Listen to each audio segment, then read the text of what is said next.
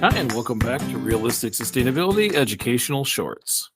Pretty sure you've heard Nick and I talk about water policy on a regular basis. It's those old rancher rules, especially out west. It was if you use a lot of water, then you're going to need a lot of water. Most of those rules turned into the more you use, the more you get. Well, that's starting to catch up with us out west. We're starting to see droughts, big water problems, not just droughts, but water shortages. And that's going to be a problem. Remember, most of the water out west comes through the Colorado River. There's an upper and lower basin. The upper basin, Colorado, New Mexico, Utah, and Wyoming, and the lower basin, Arizona, California, and Nevada. That water supplies 40 million people, and it's starting to really drop levels. So, between misuse, lack of respect, and poor policy, drought and climate crises are really hitting people hard here in the United States. And it's not necessarily just the West, but the West is taking it the hardest right now. For example, Lake Mead in Nevada and Arizona and Lake Powell in Utah and Arizona currently are at their lowest ever levels. These levels are so low that they can't get enough water flow to actually power the hydroelectric stations that are built in the dams. This is called a dead pool status. The water levels are so far down that it doesn't allow it to function like it always has in the past. Lake Mead has Hoover Dam. Lake Powell, Glen Canyon Dam. They provide electricity to tens of millions of people in Nevada, Arizona, California, Wyoming, Colorado, New Mexico, and even in Mexico. It's not just the drinking water that we're worried about, but we're losing all this energy production from kinetic energy of the water passing through, just like we've talked about in the past on these hydroelectric dams. But this is fresh drinking water and our irrigation water. So not only are people suffering, but so are farms. Well, let me take that back. People are suffering because they're giving it to farms. This is not necessarily a consumer problem. Yes, we waste water and we shouldn't. That's why here on Realistic Sustainability, we always talk about doing the best we can about not wasting water. Water is important. But if everybody in the United States stopped wasting water, it still wouldn't solve the problem because it's industry, farms, manufacturing, energy industries that use 70% of the fresh water supply out there. It is a huge amount of water that just goes wasted. Irrigation, 40% of all water thrown out west for irrigation is wasted. It's runoff. We waste tons and tons of water. Coal plants use massive amounts of water. Nuclear plants use massive amounts of water. So it's not just us leaving that faucet on for an extra 30 seconds while you're brushing your teeth. Should we turn it off? Yes, it's easy. Of course, we should definitely start practicing simple things like that. But does it change the world in comparison to all these other problems? No. So don't let people sell you on it's an us problem when it's a bigger problem than that. Even with states starting to reduce consumption by as much as 6%, our supplies continue to get lower and lower to their lowest levels. This does not only endanger potable water supplies, but greatly reduces all that clean energy. Whatever isn't being produced by those dams is usually made up for in a coal plant or a natural gas plant, which is kind of counterproductive. We end up using more fossil fuels because we can't use the clean energy methods that we have already created. So we got this negative feedback loop. We're creating more climate concerns by pumping more and more CO2 into the air, which just speeds up the evaporation of that fresh water supply, and so on and so forth. With climate on an unsustainable trend, water issues are becoming more and more important. You've heard me talk about scarcity before. Well, water is becoming more scarce. It's becoming more vulnerable. That's why you're seeing it join markets. You've got companies bottling it, selling it at a premium. The water price has more than tripled in the last 10 years when it comes to bottled water. City water is going up more and more year after year to unsustainable levels in some cases. Flint, Michigan was a great example. They didn't even have actually clean, drinkable water, but paid one of the highest rates in the country. This is going to be a problem.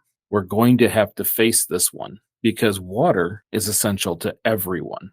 And even if we're not battling climate, or even if we are battling climate, there's going to be a point in which we've already done the damage. We're going to have to fix some of these policies, change some things to ensure that people get the water long before other industries. And I know there's going to be a ton of people out there going, yep, take it away from all the farms and then you starve to death. There's a balance. We can do a better job. Hydroponics grows food at a much more efficient rate. We can eat less beef. It's okay to eat less beef. It's okay to eat no beef. Actually, I've told you that I've always tried to cut down on my meat and I keep failing. Well, in our household, we actually have cut out almost all beef. Even though we're still eating chicken, pork, and fish, it's a good deal to get rid of the beef. Now we can start working on some other things. We can live as vegetarians. We can live with a totally different food palette. We just have to accept it. It has to be okay. And it can help with our water concerns because water is a primary need. Watch new policy that comes out. Look for companies who are trying to buy all the water rights. This cannot be allowed. Water is a human right. Clean, fresh water is a human right. So help us. Keep an eye on that stuff. And those people who support those companies, they don't get our vote. It doesn't matter. We don't get to vote for them because they're actually hurting us. We want to keep water free, clean, safe, and available. And if we're going to do that, it's time to start paying attention. And right now out west, they're kind of feeling the crunch.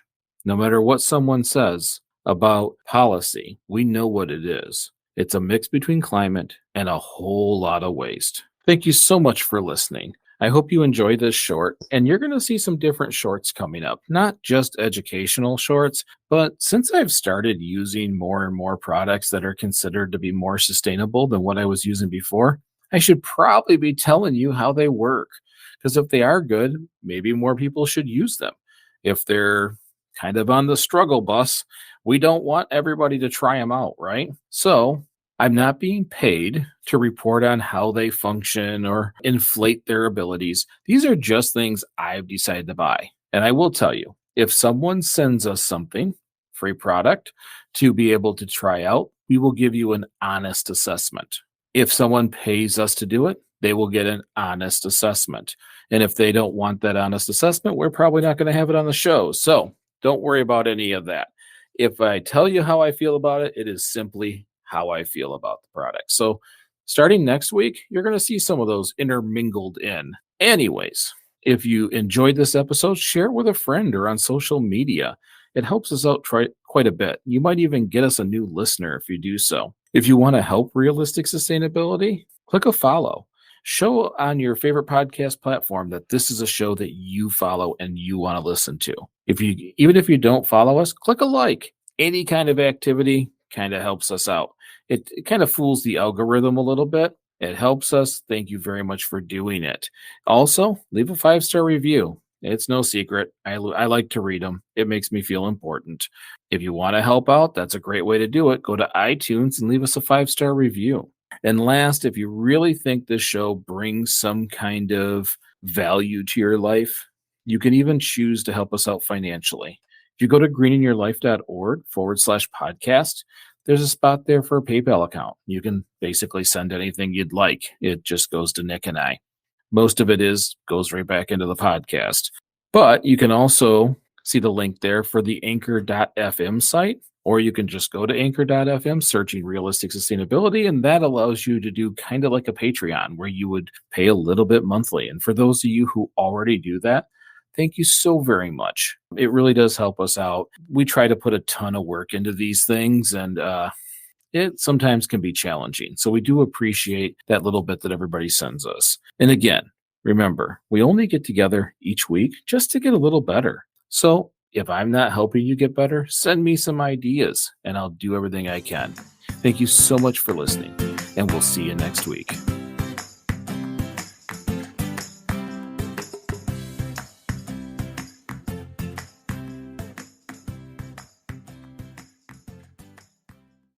This episode is brought to you by Indeed. When your computer breaks, you don't wait for it to magically start working again. You fix the problem. So why wait to hire the people your company desperately needs? Use Indeed's sponsored jobs to hire top talent fast. And even better, you only pay for results. There's no need to wait. Speed up your hiring with a $75 sponsored job credit at Indeed.com/podcast. Terms and conditions apply. If you have the desire to be sustainable but are unsure of what can go in the recycling bin, or you're constantly forgetting the reusable grocery bags, check out Starting Sustainability, the podcast. Don't be frustrated or confused anymore. Starting Sustainability was created to help those beginning their sustainable journey. Each week, we give ideas on simple concepts you can easily incorporate into your current lifestyle. We also share stories of what works and what doesn't, so you don't have to waste your time and money. Check out Starting Sustainability, available everywhere you listen to podcasts.